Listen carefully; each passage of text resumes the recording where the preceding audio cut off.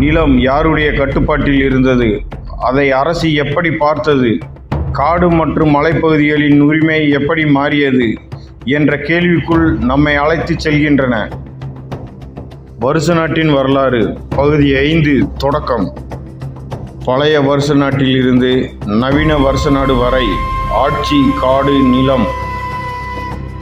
முந்தைய 4 பகுதிகளில் வருச நாட்டின் தொன்மையான தடயங்களில் இருந்து பாண்டியர் கால கல்வெட்டு வரை பார்த்தோம். ஆனால் வருச நாட்டின் வரலாறு அங்கே முடிந்துவிடவில்லை.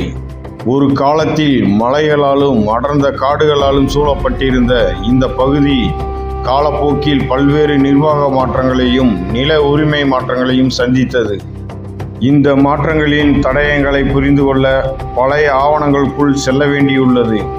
அதில் மிகவும் முக்கியமான ஆதாரங்களில் ஒன்று 1906ஆம் ஆண்டு வெளியான மெட்ராஸ் டிஸ்ட்ரிக்ட் கெஜெட்டர், மதுரா. அந்த ஆவணத்தில் வருசநாடு பள்ளத்தாக்கு பற்றிய விரிவான பதிவு உள்ளது. அப்போது வருசநாடு பள்ளத்தாக்கு வைகை ஆறு உருவாகும் பகுதியாகவும் வருசநாடு ஆண்டிபட்டி மலைத்தொடரின் முக்கிய பகுதியாகவும் குறிப்பிடப்படுகிறது. அந்த பழைய ஆவணத்தின் பதிவு இன்னொரு முக்கியமான விஷயத்தை கூறுகிறது. வருசநாடு பள்ளத்தாக்கு ஒரு காலத்தில் அரசின் நிலமாக இருந்ததாகவும் பின்னர் கண்டமநாயக்கர் பாளையக்காரர்களால் படிப்படியாக உரிமை கோரப்பட்டதாகவும் அதில் குறிப்பிடப்பட்டுள்ளது.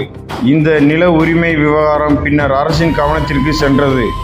1880ஆம் ஆண்டில் இந்த விவகாரம் குறித்து அரசின் கவனம் சென்றதாக கெஜெட்டர் பதிவு செய்கிறது. அதனுடன் தொடர்புடைய அரசாணை மற்றும் அரசு ஆவணங்கள் குறிப்பிடப்பட்டுள்ளன. இது வருச நாட்டின் வரலாற்றில் ஒரு முக்கியமான திருப்பம். ஏனென்றால் இதற்கு முன்பு நாம் பார்த்த கல்வெட்டுகள், கோயில்கள் மற்றும் பழைய குடியிருப்புகள் ஒரு பழைய சமூகத்தின் வரலாற்றை சொன்னன.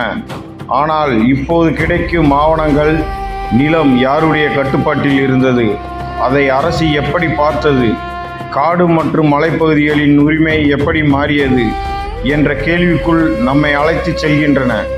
1906ஆம் ஆண்டு கெஜெட்டரின் பதிவின்படி வருசநாடு பள்ளத்தாக்கு அப்போது பெரும்பாலும் மக்கள் வசிப்பிடமில்லாத பகுதியாக இருந்தது.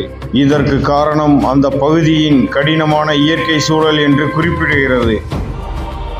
அடர்ந்த காடுகள், உயரமான மலைகள், ஆறுகள், மழைக்கால வெள்ளங்கள் மற்றும் கடுமையான நில அமைப்பு, இவை அனைத்தும் வருச நாட்டை மற்ற சமவெளி பகுதியிலிருந்து வேறுபடுத்தின. அதனால்தான் வருச நாட்டின் வரலாற்றை வெறும் அரசர்களின் வரலாறாக மட்டும் பார்க்க முடியாது. இந்த மண்ணின் இயற்கை அமைப்பை, அதன் வரலாற்றை உருவாக்குகிறது. வைகை ஆற்றின் தோற்ற பகுதியும் இந்த மலைப்பகுதியுடன் தொடர்புடையது. இன்றைய புவியியல் ஆய்வுகளும் தேனி மாவட்டத்தின் முக்கிய இயற்கை நிலப்பகுதிகளில் வெஸ்டர்ன் காட்ஸ், கம்பம் வேலி மற்றும் வருசநாடு வேலி ஆகியவற்றை குறிப்பிடுகின்றன. மலைகளிலிருந்து வரும் நீர், பள்ளத்தாக்குகளை கடந்து செல்லும் ஆறுகள், அவற்றை சுற்றி உருவாகும் விவசாய நிலங்கள், இவைகள் அனைத்தும் காலப்போக்கில் மனித குடியேற்றத்தை உருவாக்கின. ஆனால் வருச நாட்டின் வரலாற்றில் இன்னொரு முக்கியமான மாற்றம் ஏற்பட்டது. காடு மற்றும் நிலம் நிர்வாகத்தின் கீழ் வரத் தொடங்கியது. பழைய காலங்களில் மதிப்பிடப்படாமல் இருந்த மலை மற்றும் காடு நிலப்பகுதிகள் பின்னர் நிர்வாக ரீதியாக வகைப்படுத்தப்பட்டன. 1906ஆம் ஆண்டு கெஜெட்டர் வருசநாடு ஆண்டிபட்டி மலைத்தொடரின் சில பகுதிகள் நீண்ட காலமாக சர்வே செய்யப்படாமல் இருந்ததாகவும் பதிவு செய்கிறது. இதன் மூலம் நாம் ஒரு முக்கியமான மாற்றத்தை பார்க்க முடிகிறது. ஒருபுறம் மலைகளையும் காடுகளையும் சார்ந்து வாழ்ந்த மக்கள், மறுபுறம் அந்த நிலங்களை அளந்து வகைப்படுத்தி நிர்வகிக்க தொடங்கிய அரசின் நிர்வாக அமைப்பு. இந்த இரண்டுக்கும் இடையிலான தொடர்புதான் வருச நாட்டின் நவீன வரலாற்றை புரிந்து கொள்ள முக்கியமானது.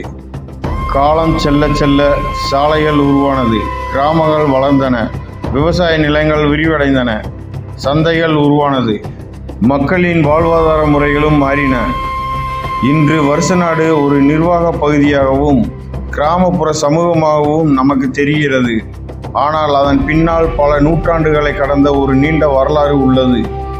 இன்று வருசநாடு தேனி மாவட்டத்தின் கடமலைக்குண்டு, மயிலாடும்பாறை ஊராட்சி ஒன்றிய பகுதிகளில் உள்ள ஒரு ஊராட்சியாக உள்ளது. இன்றைய வருச நாட்டையும் பழைய ஆவணங்களில் காணப்படும் வருச நாட்டையும் ஒப்பிட்டு பார்த்தால் மிகப்பெரிய மாற்றம் தெரிகிறது. ஒரு காலத்தில் மலைகளால் சூழப்பட்ட அடர்ந்த காடுகளால் நிரம்பிய பள்ளத்தாக்கு, இன்று மக்கள் வாழும் கிராமங்கள், விவசாய நிலங்கள், சாலைகள், பேருந்து நிலையம், பள்ளிகள், சந்தைகள், அரசு நிர்வாகம் என்று ஒரு முழுமையான சமூக அமைப்பாக வளர்ந்திருக்கிறது. இந்த மாற்றத்திற்கு மக்களின் பங்களிப்பும் முக்கியமானது. அதற்கு சமீபத்திய ஒரு உதாரணத்தை பார்க்கலாம். 2024ஆம் ஆண்டு வருச நாட்டை சேர்ந்த இரு விவசாயிகள் பேருந்து நிலையத்தை விரிவுபடுத்துவதற்காக 2.36 ஏக்கர் நிலத்தை ஊராட்சிக்கு வழங்கியதாக த நியூ இந்தியன் எக்ஸ்பிரஸ் செய்தி வெளியிட்டுள்ளது. அந்த நிலத்தின் மதிப்பு 2 கோடி ரூபாய்க்கும் அதிகம் என செய்தி தெரிவித்தது. இந்த நிகழ்வு ஒரு விஷயத்தை நினைவுபடுத்துகிறது. ஒரு ஊரின் வரலாறு என்பது பழைய மன்னர்களின் பெயர்களால் மட்டுமே உருவாகவில்லை. அந்த மண்ணில் வாழும் மக்களின் பங்களிப்பாலும் அது உருவாகிறது. பழைய காலத்தில் நிலம் ஒரு வாழ்வாதாரம், இன்றும் நிலம் ஒரு வாழ்வாதாரம். பழைய காலத்தில் நீர் ஒரு முக்கியமான ஆதாரம், இன்றும் நீர் ஒரு முக்கியமான ஆதாரம். பழைய காலத்தில் மலைகளும் காடுகளும் அந்த பகுதியின் அடையாளமாக இருந்தன. இன்றும் அவை வருச நாட்டின் இயற்கை அடையாளமாக உள்ளன. ஆனால் இந்த மாற்றங்களுடன் ஒரு புதிய கேள்வியும் உருவாகிறது. வளர்ச்சிக்கும் பாரம்பரியத்திற்கும் இடையில் சமநிலையை எப்படி பாதுகாப்பது? பழைய கல்வெட்டுகளை எப்படி பாதுகாப்பது? பழமையான கோயில் எச்சங்களை எப்படி பாதுகாப்பது? மலைகளையும் காடுகளையும் எப்படி பாதுகாப்பது? அதே நேரத்தில் அந்த பகுதியில் வாழும் மக்களின் வாழ்க்கையும் எப்படி பாதுகாப்பது?